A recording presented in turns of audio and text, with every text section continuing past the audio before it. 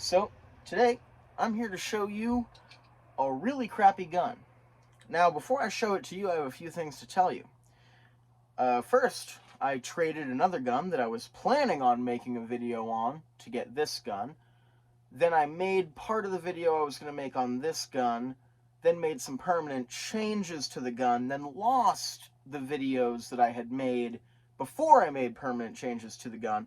So, I feel like I kind of lost out on this one, unfortunately, but that's all right. So here we have a Jennings Model J-22. Now, I traded for this firearm, just to show you that it's clear. I traded for this firearm the firearm that almost killed me, which was a 32 long Smith & Wesson revolver made by Burgo of Germany. I will make a video on that gun in the future, though I do not have that firearm in my possession anymore. That story is certainly interesting enough to warrant its own video. However, long story short, that gun nearly killed me through both user error and safety issues with the firearm. So I actually gave it away as a present to a friend, and that friend then gave to me as a present this Jennings. I wasn't expecting to receive this gun. I just kind of wanted to give somebody else that gun. Like, he needed a gun for, like, bears and shit on his property, and all he had was 22s. And I was like, hey, you can have my gun. And then he was like, hey, you can have one of my 22s. And I was like, fucking word.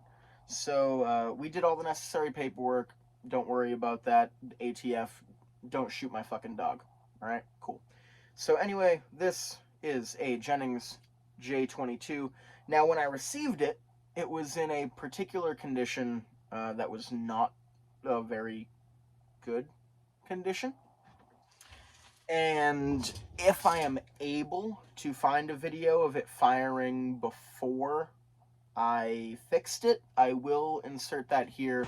I will also insert any photographs of the weapon, so that y'all can see what it looked like before as opposed to what it looks like now. Because the whole purpose of this was supposed to be a few video series, and I was essentially going to show you how this thing was a piece of shit and how it didn't work at all. Like, it literally wouldn't even chamber a round. This was worse than the average Jennings, which is saying a lot.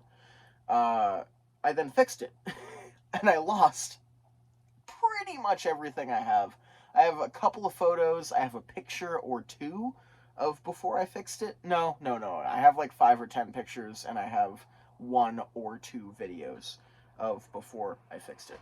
So essentially, I'm just going to go through what the issues with the firearm were, and I'm going to tell you how I fixed them. And with any luck, there will be some footage that proves my story. Hopefully. We'll see what I can manage to put together. So, when I bought this gun, and I went to chamber a round, now, I've already showed you, but just so that you know, there is no round in there, there is no magazine in there. The only magazine for this thing that I own is right here, and it is empty. So, there you go. There is also nobody in this whole property right now except for myself. So don't worry about any flagging or anything. I am the only person here. I have cleared my weapon, so we're all good. Now, when I first got it, what would happen is that I would put the mag in, and I'd rack it back to load it, except I would let it go, and it would stop. And the round would not go into the magazine. The round would not go from the magazine into the firearm.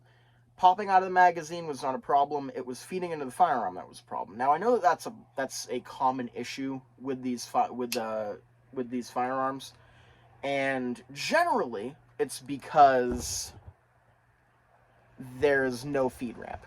If you can see, there's a bit of a feed ramp, and then there's a solid, just a space where the chamber is. So it's pretty normal for rounds not to load well. You kind of have to ream out the chamber a little bit. You kind of have to ream out the feed ramp a little bit. That's not the chamber. You have to ream out the feed ramp in order to make them work a little bit. That's kind of, people expect that. But this was a different problem. The chamber had a major defect in it, which you can't see at all now, and I never got any pictures of because this is my first time doing the YouTube. So there you go. But essentially, what the issue was that in the entrance to the chamber right there was a lip of metal. There was one part of the chamber that just kind of came in a little bit, like just extra metal. This is like casted pot metal, so I'm not surprised. But there was just an imperfection in the chamber that made it so that you would rack it back, you'd get a round in there, it wouldn't go forward, and you had to physically beat the fucking round into the gun. So I had to take a little file that I have, which is actually the same file that I shot out of this gun in the 22 harpoon short video that's also on my channel. It's the first thing I ever posted. Take a look at if you want. So I took a file and I reamed out the chamber so it would actually accept ammunition. Then it had a problem ejecting. It wouldn't, the claw of the ejector right there would not actually grab on to the rounds because the chamber was too wide for the claw to actually fully engage the rim of the cartridge. So I took the same file, and you definitely can't see this, so I'm not even really going to bother showing you, but I ground down the interface in the chamber of where the extractor is supposed to touch the case, and now it extracts. It feeds, and it extracts. It shoots. I now had a bolt action. Because every single time that it would shoot, it had a little itty bitty port. I opened that up. I don't know how well you can see, but this was straight across. So I opened it up by about 2 millimeters, possibly like 2.5. I just essentially took that same file in hand and I just ground away at the metal on the slide until it was big enough to actually eject cartridges. I took off a full 3 millimeters of metal in order to get it to actually fucking eject. After I did that, and I know that these are pot metal pistols. They're not very strong, and taking a shitload of metal off of them isn't really wise. But it's 22, and Jennings don't really have any history of exploding on people, so I'm not that worried about it. I engage safety squints every time I shoot, so I really don't see why it's a problem. So I think I'll be okay. So that's more or less all of the improvements that I did. I pretty much ground down every surface that was impeding the function of the firearm, and now sometimes I can shoot a whole mag without even a malfunction. I do get a couple of light primer strikes here and there. I think the previous owner probably just like dry fired a lot, and I probably just need to get either a new firing pin or a new firing pin and spring. Light strikes are maybe once every few mags, and I'll get a failure to feed or eject maybe once a mag. It's not good for like self-defense, but I actually have it running well enough to where I can shoot it now. So let me go over this particular, like the actual pistol for those, because there's not a lot of videos about Jennings on this platform. So this is actually a first generation Jennings. This is when they were still made by Calwesco. This is the very first iteration of this pistol. This is before the Jimenez. This is before they switched out the safety for a lever safety. This is the original version of this pistol. Which there's some reasons that's better, there's some reasons that's worse. The reasons that it's better is because there's fewer of these, so they're just cooler because less people have them. They're a little bit more collectible. Although this one isn't, because I took a fucking file to it. It's collectible because it's mine. I mean, you know, if I ever become famous, but this thing, oof. Anyway, so that safety, for example, is harder to engage and disengage than the upgraded Jimenez model. However, these don't fire when the safety is engaged, because it's a very robust safety on these particular ones, the first generation. The safety is a solid bar. Actually, let me just take the fucking thing apart. I can do it. I'm a grown-up. I can take apart my own fucking guns. It's actually kind of cool. It's a 22 pistol, and the tool that you need to take it apart is a 22 round. I just think that's cool. It is cocked. There's nothing in there, but I do have to decock it, and there's no way to decock it, so I might as well do a ghost pull on the trigger since I have to, since there's no other way. So let's, fuck. Whatever. So here we are. And it's mushy. Like there's 2 millimeters of just slop. And you pull, and it's hard. It's stiff, and it's sludgy, and then it just kind of goes off.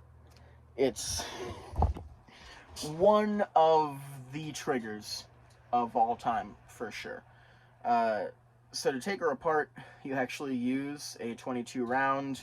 You see that that like circular thing in the back? It's got some black on it because I actually I rattle canned it black because it's made of aluminum and the rest of it's pot metal, and the aluminum is incredibly fucking shiny.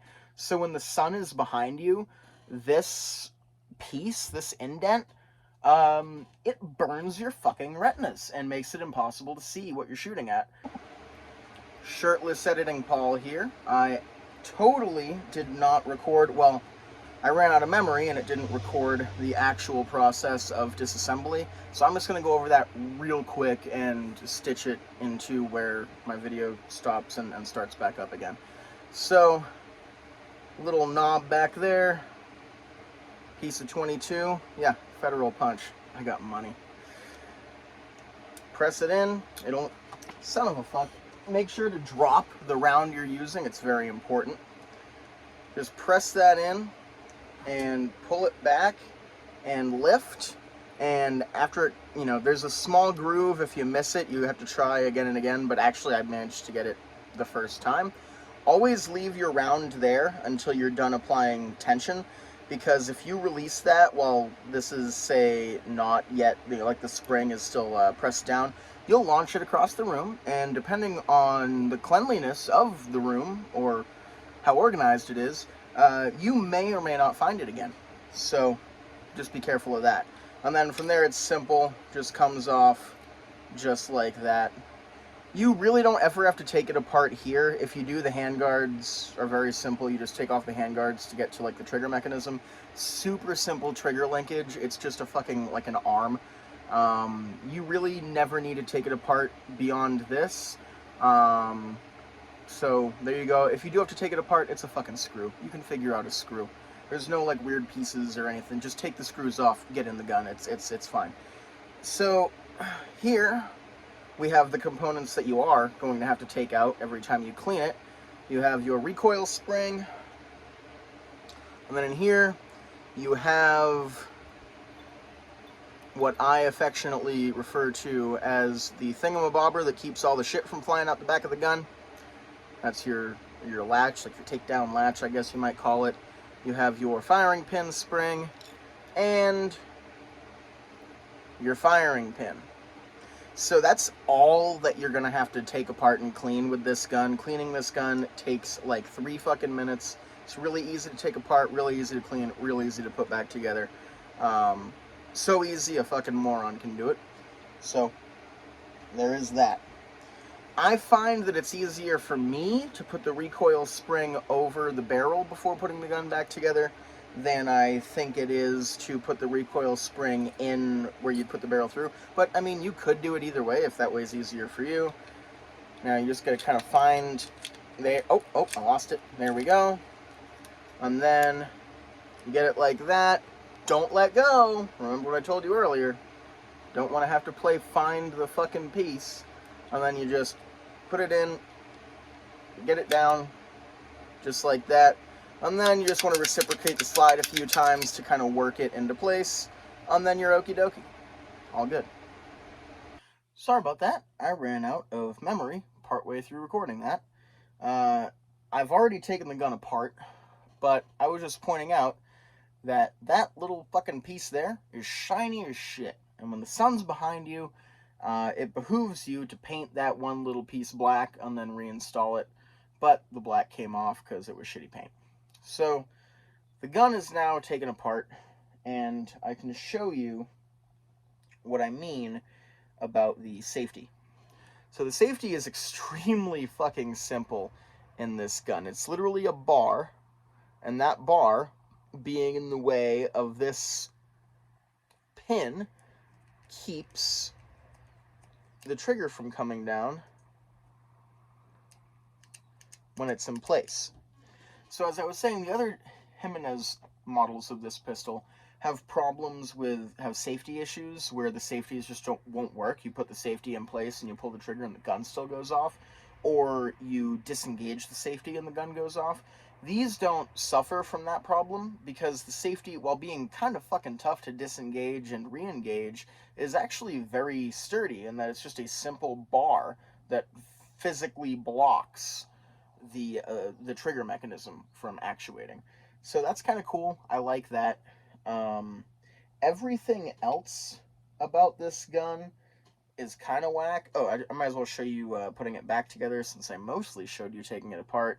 You just want to put your spring on the end, and the tricky part is just getting the barrel through the end. But once you get the barrel through the end, all you gotta do is mostly close it, keep your finger over the latch that keeps everything in place, and then you just press it in, lower it, and then actuate the slide a few times, because when you first put it in, it's not all the way in place, and then you get it back in that way. So that is a, I guess just a basic overview of this pistol, a basic overview of the improvements that I did to it to make it sort of kind of work. The sights are fine. They're just a notch and a front post, which is really all you need for a gun like this. I mean, if you're shooting at anybody from more than 7 yards with this thing, you've erred. You've made a mistake. This is really made to be a backup. This is meant to be something like a weapon of last resort. It's a 6-shot magazine, a 22, a 2-inch barrel. Federal Punch and maybe CCI Stingers are pretty much the only ammo that can do any sort of damage, like good damage when you're not hitting the brain. So this isn't really something that you should be carrying as your only firearm.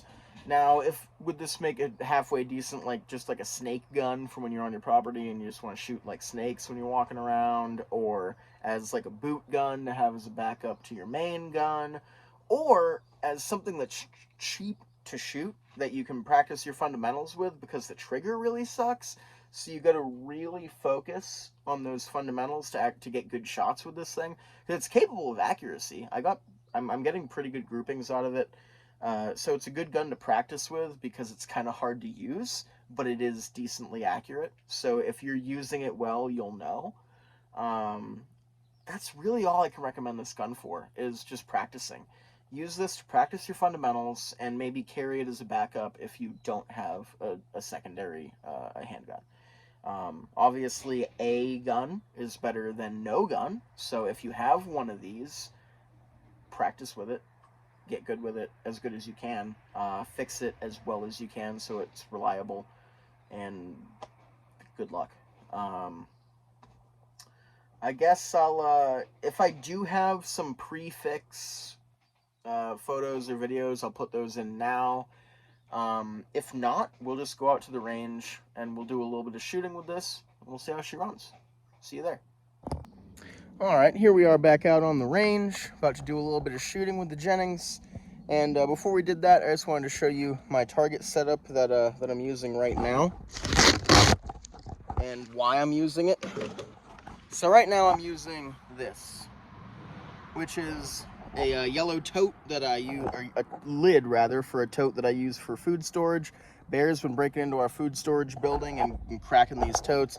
Once they're cracked, they can't keep bugs and mice and shit out, so you kind of just got to throw them away. Or store, like, you know, hardware or something in it that mice won't eat.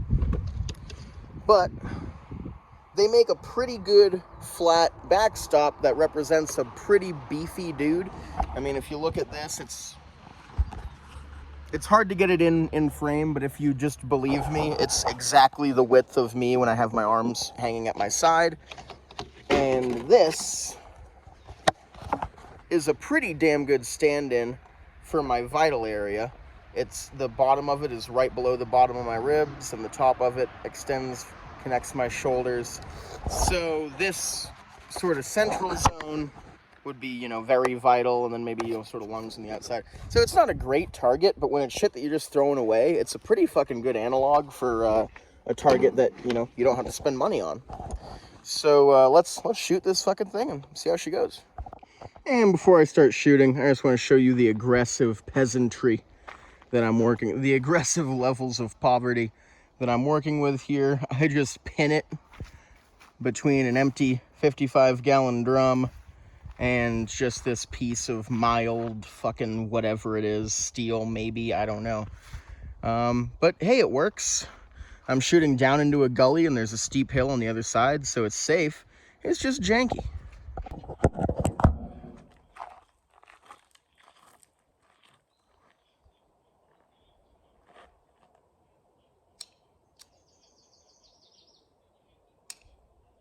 That thing I told you about just happened.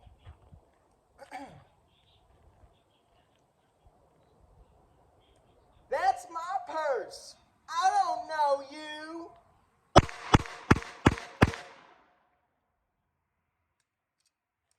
Son of a bitch.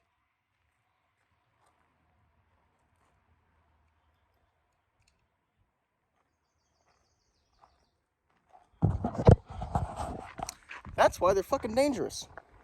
Let's see what I did. So, at about 15 yards, I only got 5 shots to go off. One of them jammed, and then when I tapped and racked it, all it did was just dump the fresh round that was about to go in, and then I dropped the gun. However, I did get all 5 into a pretty decent group for how quickly I was shooting, how inexperienced I am, how tiny the gun is, how shitty the trigger is. I mean, really, for all of the points against me, that is about a fist-sized group. I mean, that'll put somebody down, provided you actually have ammo that's, you know, up to the task of piercing bone. So, could be worse. Sorry about that. Could have been better.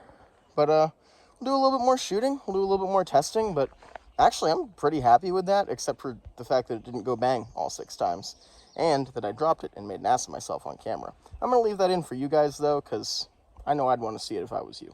So, we'll get some more testing. All right, we're going to do another 5, or hopefully I get 6, shot group. I'm just going to do pretty much the same thing as before, except I'm just going to take my time and really focus on my aim and see what kind of group I can get when I'm really focused and trying to put them all in the same spot. So, see what happens.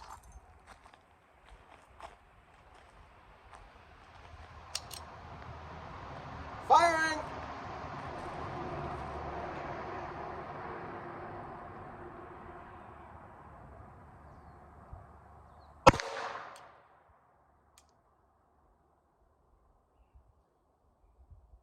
Misfire.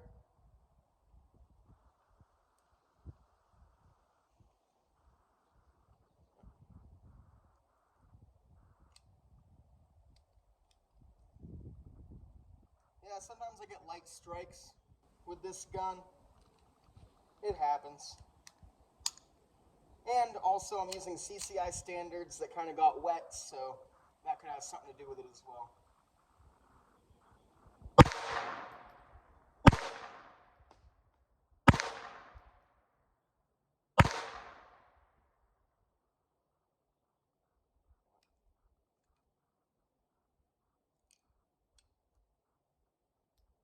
stoppages in 6 rounds. Well, 1 failure to fire, which could be an ammo issue, so I guess technically just 1 stoppage.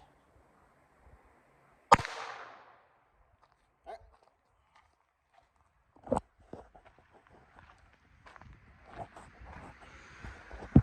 So, I was aiming for that there Microsoft computer chip. One of them hit, and I got 1, 2, 3, 4, and then 1 kind of flyer down here for 5. So I got pretty much the same type of grouping that I got when I was trying to hit fast. It's almost exactly the same size. It is the same size 5-shot group with 1 flyer. So I'm going to say I'm probably shooting about to the ability of this gun, which, I mean, fuck. I'm 10 yards away. I know I said 15 in the last clip. I must have been smoking crack. It's 10, not 15. I'm 10 yards away. It's a 2-inch 22. And I've shot a fucking chainsaw file out of it. So, if I can get a fist-sized group, you know, with regularity, shooting relatively quickly, I guess I'll be happy with that. Now, I have a few different ammo types here, so I'll just do some quick, some damage testing, maybe on, you know, some bottles full of water and whatnot. I have some Federal Punch, I have a little bit of Rat Shot, I have some other stuff. You know, I'll do the Rat Shot in another video, but I have some Federal Punch, I have some CCI, I have some American Eagle, so we'll give all those a shot, see how different they are. All right, this here's the lightning round.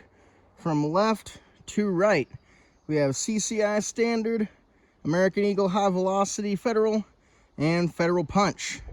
I'm not wearing Ear Pro, and Federal Punch is kind of going to suck because it's supersonic out of this barrel, but whatever, you know. I don't get to bring my hearing with me. All right, CCI Standard. Helps when you take the safety off. CCI Standard. Failure to eject. Sorry about that. That was a really shitty stoppage. It just wouldn't eject. I had to go grab a rod. All right, now we have Federal American Eagle High Velocity. Noticeably more result on that one. And that didn't fucking eject either. What the hell is going on with these rounds? I know what happened. I know what happened. That's fucking funny. I didn't lube them. I have to lube the last round that goes into the magazine, or else the gun fucking does not work. Federal Punch. This one's gonna be loud. Wow! That one actually fucking made a jump. So, turns out there is indeed a difference in fairly common and available 22 ammo, especially out of short barrels like this. Good to know. So, those results were a little surprising, honestly. I did not expect just a little 2-inch 22 to be able to make a fucking Gatorade bottle jump like that. That was pretty cool. Those Federal Punch are quite... They really shine out of a really short barrel. I felt that was an enlightening test. So I guess we'll talk about about my butterfingered fumble there. For just half a second, it crossed my mind to delete that. And then I figured no, because it's a teachable moment. So I made a couple of mistakes there that led to that. I guess I'll start at the most important mistake first to emphasize it, and then I'll just go through the mistakes I made in order. The biggest mistake I made was that after I dropped the gun, I reached out and tried to catch it. Never ever fucking do that. You reaching out to catch a dropped gun, you are a lot more... Oh, let me just... So that you know it's clear. You're a lot more likely to inadvertently pull the trigger just by reaching and your finger, you know. You're a lot more likely to discharge the firearm by trying to catch it than it is to go off by hitting the ground. With this gun, that might not actually be quite so true because these are notorious for not being drop safe. But still, in general, since the trigger guard is such a large portion, like just percentage-wise of the gun, you're fairly likely to inadvertently maybe set one off if you drop it. So when you drop a gun, never, ever, ever try to catch it. Just let it fall just like that. And at the same angle, not quite, but that's alright, I can crop it. Just be fucking careful. Don't grab it just to act as if a gun is pointed at you. Go like this and fucking back. I shouldn't say act as if a gun is pointed at you, because if an gun is pointed at you, you might draw down. Don't do that if you just dropped a gun. That won't help. So, if you drop a gun, don't try to grab it. That is the biggest mistake I made. However, the first mistake I made is that I tried to tap and rack this gun. You cannot tap and rack this gun. One, that actually doesn't work for this particular gun, and I'll explain that in a minute. But two, it's not big enough. As you can see, there is like an inch and a half. Sorry. There's about an inch and a half of space here. And it's pretty much impossible to really make contact with the magazine unless you fan your hand out, or do what I did in the video and kind of grab it like a crab claw like that. So why I shouldn't have done that in the first place is because this gun, what causes the malfunctions is the next round in the magazine, or just even the magazine follower, will press the next round and the stuck round up, and there's nowhere for anything to go. So if you tap it, all you're doing is making sure that that magazine is applying that pressure, and you're not going to clear your stoppage. What you should actually do with this is, I actually can't do it on an empty magazine because it needs that pressure, but instead of tapping and racking, what you would want to do is you would want to pull on the magazine release, and when you do that, the magazine will pop out just that much if there's ammunition in it. If there's not ammunition in it, then you're not under spring tension anyway, and so you don't have to do that. So either way, it's a self-correcting problem. If you pull that, either the mag will stay in because it's not loaded, or the mag is loaded and it will drop just that tiny bit. Then your stoppage will come right out, and then you tap it. I went to tap it first, which didn't even clear the obstruction anyway, because I wasn't thinking, because I was making a video and I wanted to look more skilled than I am. I mean, I'm just going to be honest. I was trying to show off skills that I do not have. And there's just a little piece of honesty for you. So, essentially what happened, I took the pistol in a grip like this, I tapped it, and then I didn't get this hand in position before I racked it, so I was like halfway between changing my grip, and I literally just had it like that. And then when I racked it, the force of the slide going forward just fucking propelled it out of my hand, and well, you saw what happened. So I should not have tried to catch it after I dropped it. I should not have done the actions that caused me to drop it in the first place. Hopefully somebody in my audience can learn something from my mistake.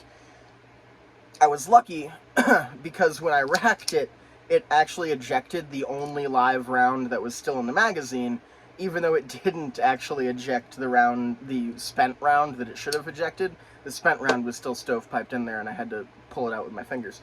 But it ejected the last round, so there wasn't actually a round in the gun when I went to catch it, so at least there's that. But that's, it's unwise. Don't do it. Final thoughts on this pistol. For right now, I have to work on it more. I just have to keep going with the file, and then shoot a few mags, file more, shoot a few mags, until everything is just smooth and works.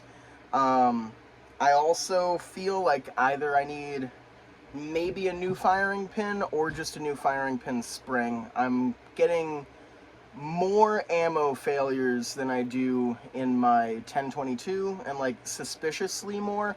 I was writing it off to the ammo at first, but I think I'm just getting, I think my primer strikes are just right on the edge of what's setting rounds off. I might do some side-by-sides. I might insert some pictures. If I do it and I take the pictures, I'll put the pictures in here, and I'll shoot a few rounds CCI standards out of the 10-22, and I'll shoot a few rounds of CCI standard out of this thing, and I'll see if there's a appreciable difference in the depressions, if I remember to do that before posting this video. I really like it. It's very easy to control. You saw I got quite a good group for such a small gun. For somebody who's not really a handgun shooter, I got a very decent group for 10 yards. I mean, nothing fantastic, but this is a fucking card table gun. I mean, it does better than what you would ask of it, except for it's not reliable. However, that's something that I really believe I can fix. So, as always, all ammo has been provided by our ammo sponsors at Bubba's Pissin' Hot Handloads. I should probably check and make sure that that's not actually a company so I don't get sued. I think it's not, whatever. And like, comment, subscribe, engage. The first few weeks of a YouTube channel are super important to its development, and I would really love to be able to take off so I can justify making a bunch more stupid and funny and quasi-educational content for you guys. So, without further ado, I'm going to say peace, and have a good one.